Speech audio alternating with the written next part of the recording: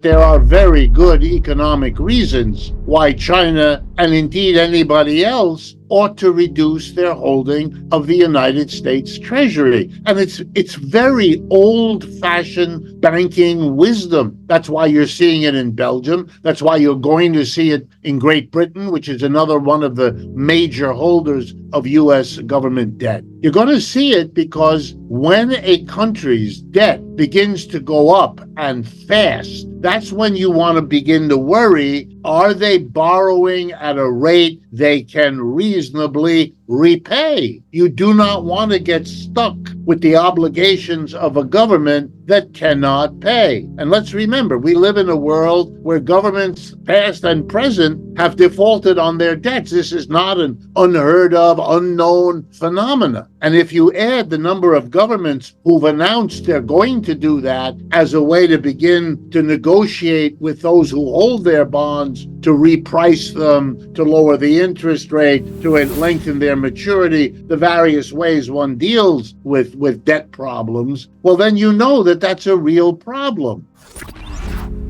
Up until recently, the United States was the global colossus. It was growing, if not the fastest in the world, steadily. It was very, very wealthy, and it didn't have a growing debt that was out of control. The last 5-10 years are very different. We are now running annual deficits in the trillions, not in the billions, in the trillions of dollars. It has become the normal politics of both the Republican and the Democratic Party to basically disregard that. The only time the deficits and the debt come up is as a way to beat on your opponent in the election. So the Republicans attack the Democrats for doing it, and the Democrats the Republicans. Meanwhile, they both do it. Mr. Trump's greatest economic act took place in December of 2017 when he gave corporations and the rich one of the biggest tax cuts in American history, thereby worsening the debt. Mr. Biden comes in and he passes huge bills. That's what the Democrats do, pumping enormous amounts of money into the corporate sector of this country to stimulate activity, but he doesn't raise taxes to pay for it, so that will have to be paid for by debt. You see the picture. So the world is watching endless debts, so that now the national debt is above the GDP for a year. That's typically a measure of, So what you're seeing in China, in Japan, in Belgium, soon in England and elsewhere, you're beginning to see people who are simply doing the age-old process of reallocating where they borrow from, so all of their debt eggs are not in one basket. That's just prudent banking. And again, the United States should face what that means. You're right. If you do this too long, and if too many countries are not only not buying your new debt, but unloading your old debt on people who might otherwise have bought your new debt, you're in trouble. And then you may have to keep your interest rates higher. And that will frustrate the problem of your currency. And then you will not be able to sell your exports because your currency is valued too high, because your interest rates are too high. A normal problem of international finance. So yeah, the United States is in that position of an accumulating quantity of problems, economic problems, partly because they have not yet understood that they have to face a changing world economy. American politicians think that their job is to be cheerleaders, to improve the feelings of the American people by not telling them the bad news, but only telling them the good news. I am going to protect jobs by putting tariffs on electric vehicles. It's easy to show economically that you're not going to protect jobs by doing that. There's no way to know in advance how many jobs you gain. You will, of course, gain some for electric vehicle producers in this country. You're protecting them, but that's going to cost you other jobs in other industries, and you don't know which of those two is bigger. You can't do it, but they say it. They act like they know. They buy economists like me who say what has to be said. But the truth, you can't fake it beyond a certain point. We are losing our economic dominance. We have been now for quite some time. And that's not going to go away. And particularly if you deny it, if you don't see how it impacts your society, if you don't take it into account. That's what I meant before, using the example of the sanctions on Russia. They failed not because the United States has no weapons, it does. Not because Russia isn't vulnerable in ways. It is. All countries are. But you're not going to get the solution you want if you are pretending rather than facing what the realities are. I really mean it when I say it's one thing to have gone up with a rising empire. That's what American business did from the end of World War II to the early years of this century. But we are now in a different phase. We're in the phase that every empire in the world has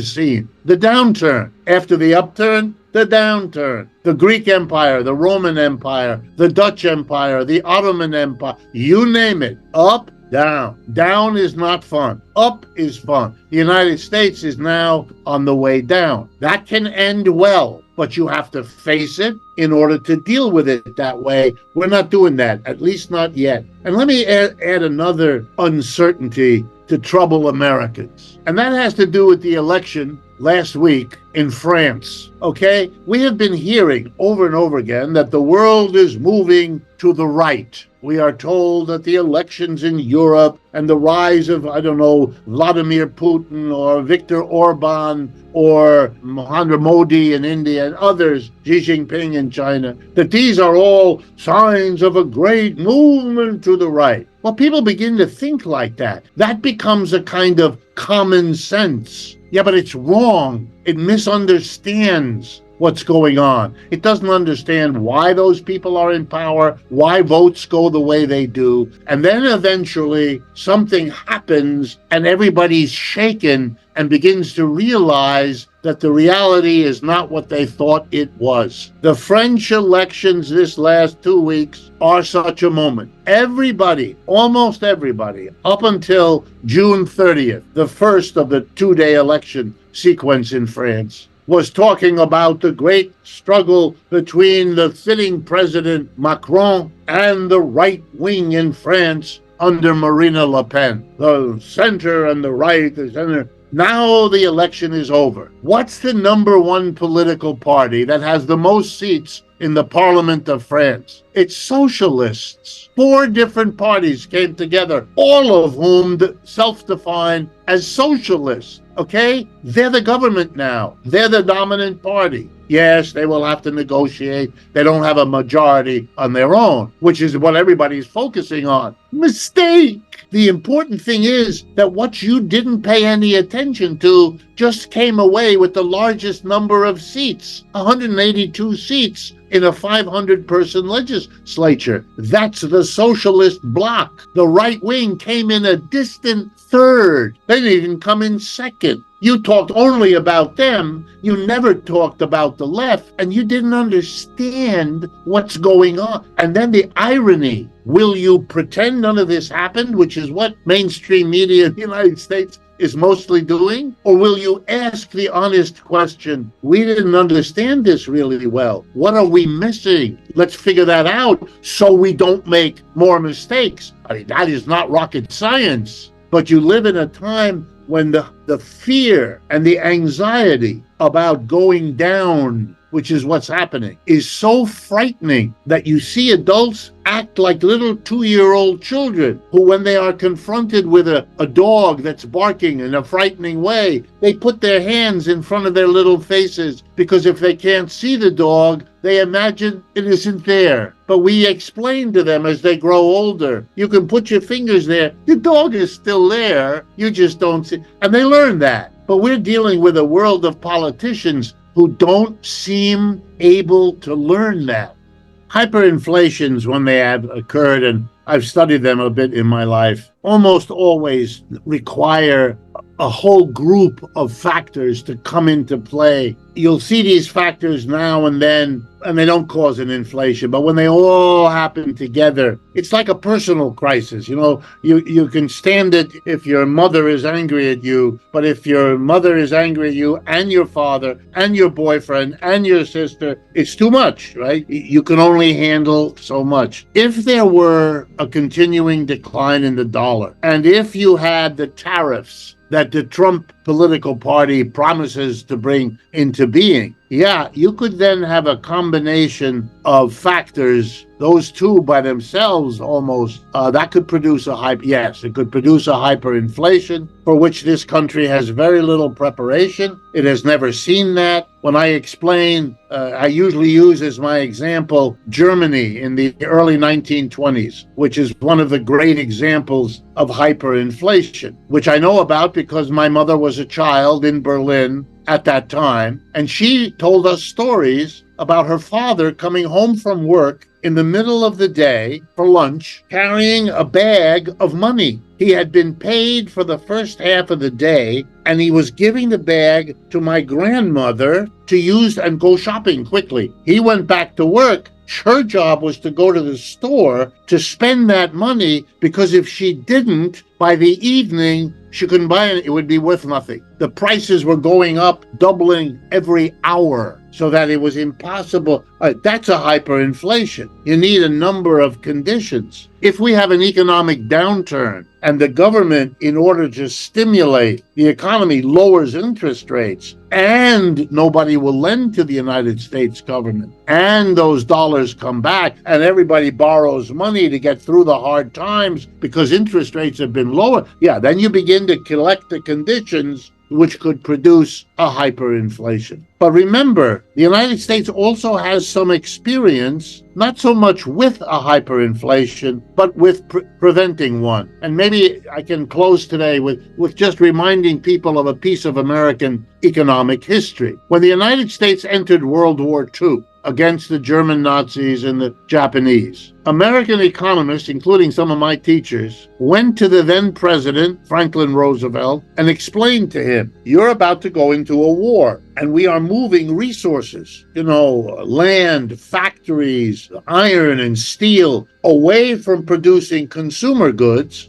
so that we have them available to produce the tanks and the guns and the bullets and all the other stuff to fight the war. But that means that the supply of consumer goods is going to collapse. It's going to be half of what it normally is because the resources have been moved to military. If we don't do anything about that, if there's a demand for consumer goods, that won't change, but only half the supply, consumers are going to become competitors bidding up the price of scarce consumer goods. And that will mean an inflation. And that will mean only rich people can afford everything that goes up in price. And you don't want an inflation that makes poor and middle-income people bitter and angry. And I use as an example, the price of milk will go up so that you will not be able to get milk for your children, but your rich neighbor will be able to buy that milk for their cat, for their pet cat, right? So this will destroy the unity that is needed to fight a war. So what they did is they said, okay, a hyperinflation is not an acceptable risk while we fight a war. So we can't have it. So what did the United States government do?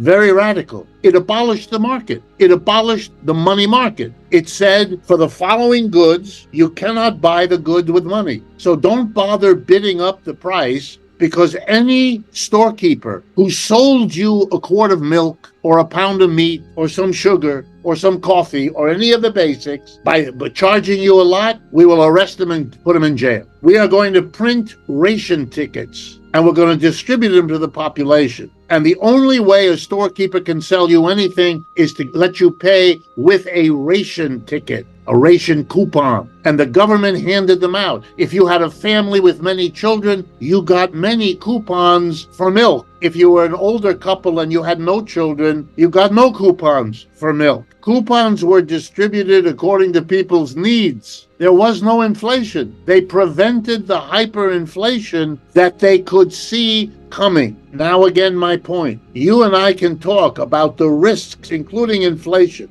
of the Republican tariff program, or of the declining use for the dollar in world affairs. But there's no plan that I'm aware of. There's no conversation. There's no movement to organize what we would do if we were in that situation, even though we did that in World War II to prevent a hyperinflation then. It tells you that we are now not facing, we are so busy denying the declining position of the United States that we are making catastrophic mistakes about our own economic future. But that means, to be honest, I can't tell you which way the wind is going to blow economically. There are too many very profound uncertainties. I've always been an optimist. I'm an optimist now. I don't think anything is inevitable. I don't think we're finished. I don't. I think there are options. I'm depressed, to be honest, that our leaders are so unwilling to face these realities. But I do think that there are options. And let me close with this. Britain tried to squelch the challenger it faced. It was a colony of Britain. The United States is what it became. It was a backward, small colony of England. And then it decided it wanted its own independence. So we had a war. I'm an American. I was born in Ohio. I lived and worked here all my life. And we had a war of independence. We broke away from the British Empire. And we had a war. And the British tried to prevent it with the war. It failed for them. In 1812, they tried again, another war that failed for them. After that, they understood war is not going to hold history back. And they had to face, with lots of grumbling, the decline across the rest of the 19th century, the decline relatively of the British Empire and the emergence of the replacement American Empire. But we never went to war with them again, and to this day, I don't see any reason why the relationship between China and the BRICS on the one hand and the United States and the G7 on the other cannot sit down and work out a way to live and let live on this planet. I don't see it. It certainly is worth trying. The alternative, which ends up with nuclear war, is no real alternative. So why don't we stop wasting time, sit down, and start working out how to do this?